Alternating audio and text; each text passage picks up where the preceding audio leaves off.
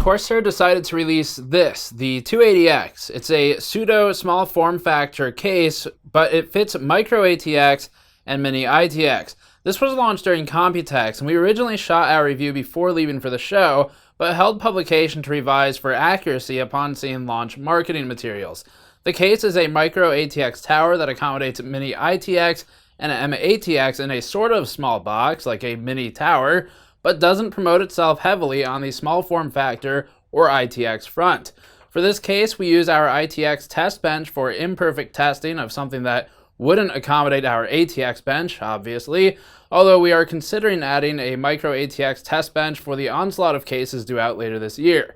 In the meantime, consider this a study on airflow using an ITX test bench, useful for basic concepts with the 280X, although you should ultimately use it for Micro-ATX if you're going that route. Before that, this video is brought to you by us and the Gamers Nexus anti-static mod mat. The GN anti-static mod mat is a 4 foot by 2 foot surface, 2 millimeters thick of high quality industrial grade anti-static material, and it includes a common ground point for earth, a grounding wrist strap, and it has on it electrical wiring diagrams that may prove useful, a GPU silhouette and grid for your teardown efforts, and other useful items. Go to store.gamersnexus.net to pick up a GN mod mat today. So for this case, basically, even though it's kind of billed as an mATX case, you could also kind of go the Micro-ATX route. It is a larger case, so Mini-ITX maybe not the most appropriate branding for this type of build. It's a large box.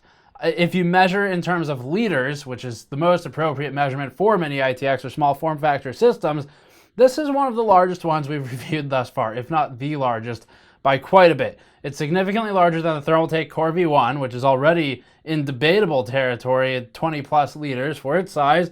It's way, way larger than the SG series Silverstone cases, the Raven series Silverstone cases, so it's quite big, and that poses a problem for testing. It means that, unfortunately, the testing that we plan for with Mini-ITX cases is not as representative of most real-world cases as we would like in this instance. We're still going to do the tests. I'll walk you through the results. Just keep in mind that because this is a larger case, you could actually fit a small tower cooler on here. You're not forced to use a downdraft cooler like we are using for our standardized testing and have to use for standardized testing.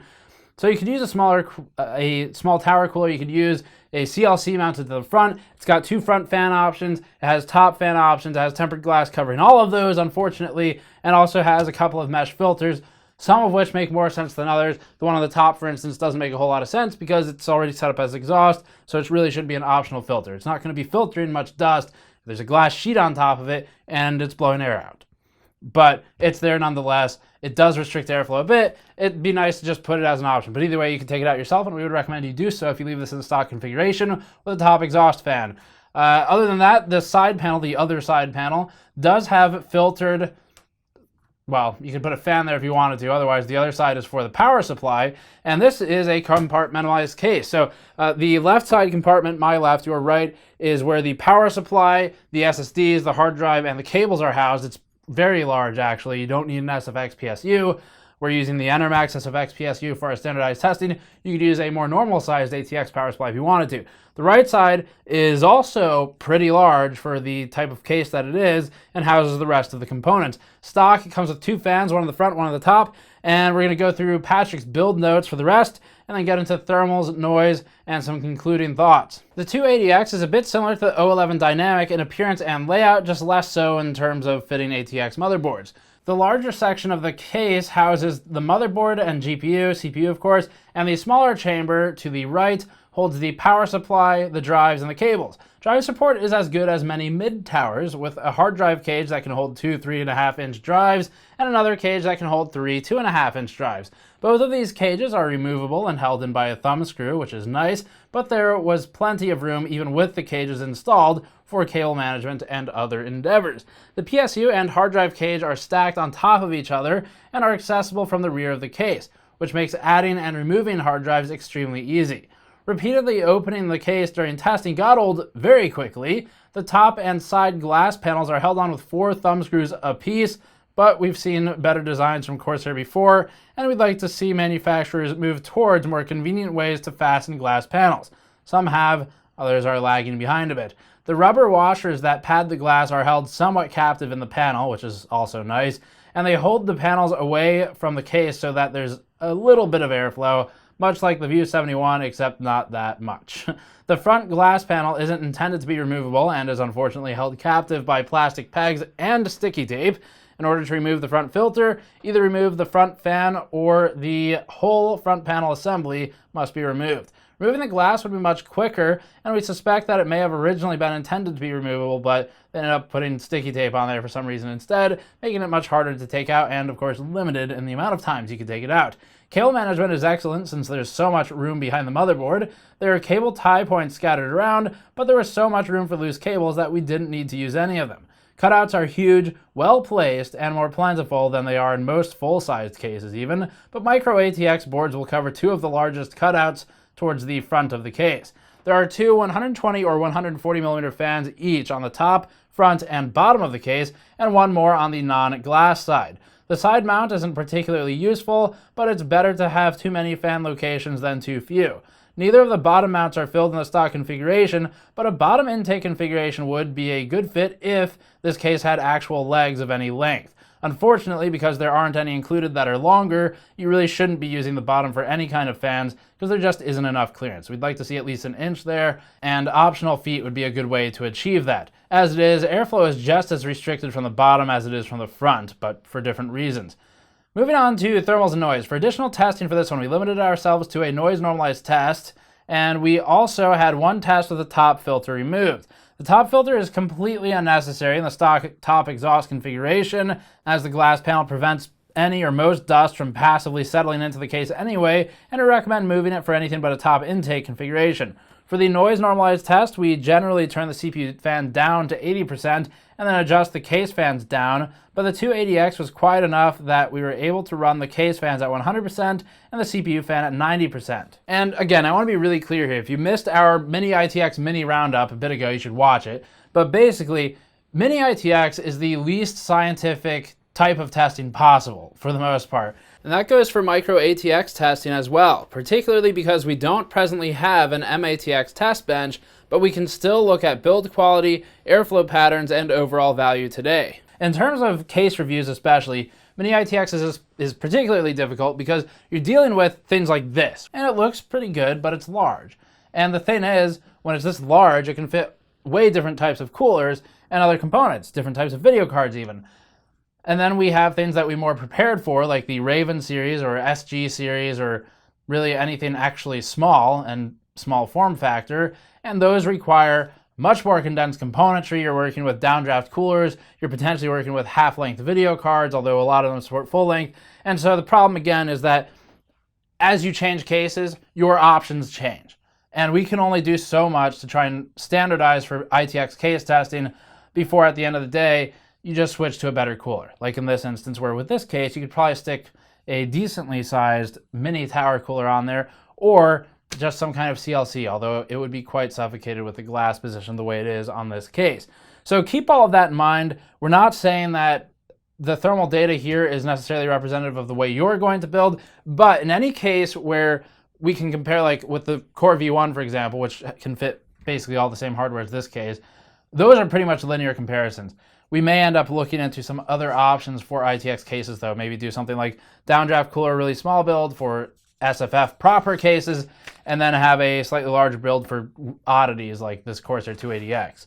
Anyway, for the torture testing, we'll start there and go through the rest of the numbers. Average CPU temperature was 71 degrees over ambient Celsius for the torture test, and looking at thermals, 71 degrees is the highest CPU delta on our chart, but we've only tested 3 small form factor cases previously. The stock intake fan is pointed directly towards the CPU cooler, but hot GPU exhaust must travel upwards directly past the CPU in order to escape, and the top exhaust fan drags GPU exhaust through the cooler above it, the CPU cooler that is, and because we're using a standardized downdraft cooler, we also see significantly warmer CPU results than in cases with less aggressive top exhaust. The glass front panel also doesn't do the intake any favors. Removing the top filter, which we recommend, puts CPU temperatures on par with the CryoRig Taku and a couple degrees below the stock Thermaltake V1.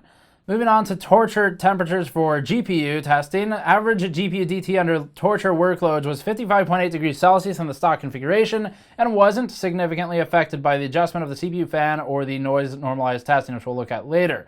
Comparatively, 55.8 degrees is nowhere near as bad as the GPU temperatures were in the Taku, but 51.6 degrees with the top filter removed is the lowest GPU temperature among the 4 cases now on our chart.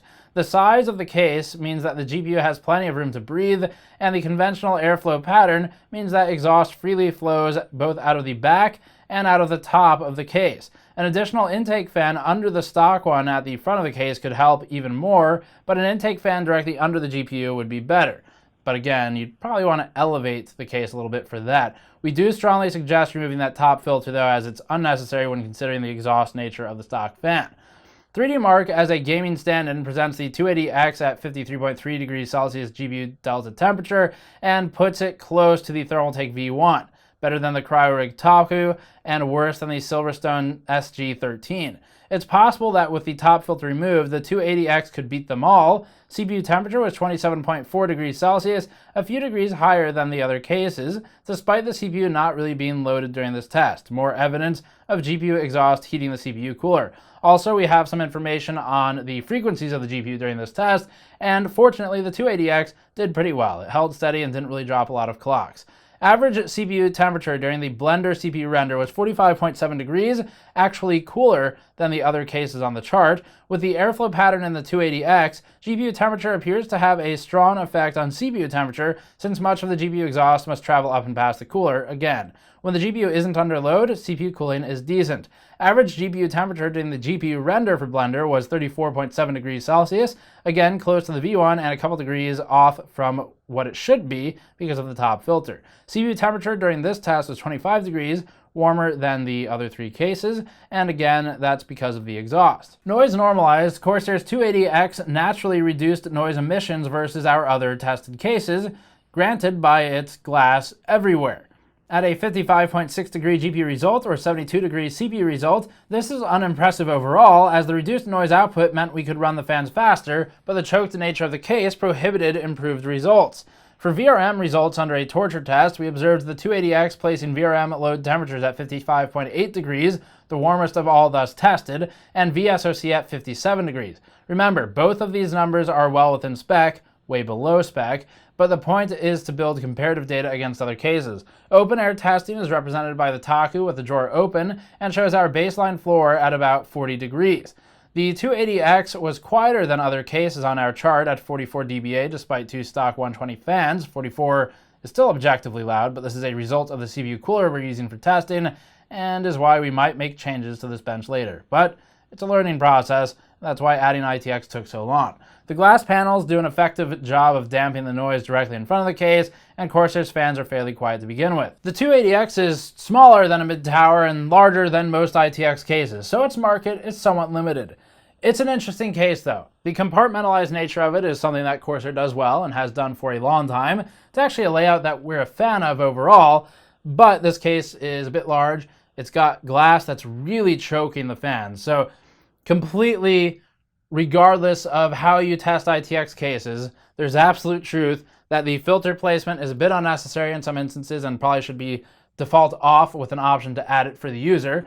The glass is way too close to the steel of the chassis, so this top glass panel could be elevated a bit. The side panel here should probably be boosted away from the steel a bit, like in the View 71 for instance, which cools abnormally well, and that's because of the gap between the glass and the steel. The bottom should have optional feet to elevate it for better airflow, and the front also, well, I mean the front glass panel is just kind of bad in general in terms of how it's installed and looks like it was a last minute decision to secure it. Maybe they had a shipping issue or something like that. We don't know, but it's using adhesive to secure the panel to the front, which seems insane. So there are a lot of things that could be improved with this case. Overall though, just to be clear, we do like the overall look of it. We like the build quality of it. Cable management is trivial because it's so large, and it gives you a lot of options, which cases of a small-ish form factor don't necessarily do, and also cases of a small-ish form factor don't exist in many of the higher quality tiers of cases. you generally either get forced over to a mid-tower or forced over to SFF properly,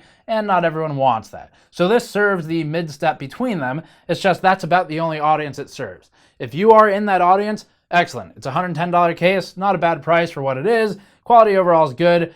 You can make a couple improvements manually if you want, but be careful in choosing your cooling.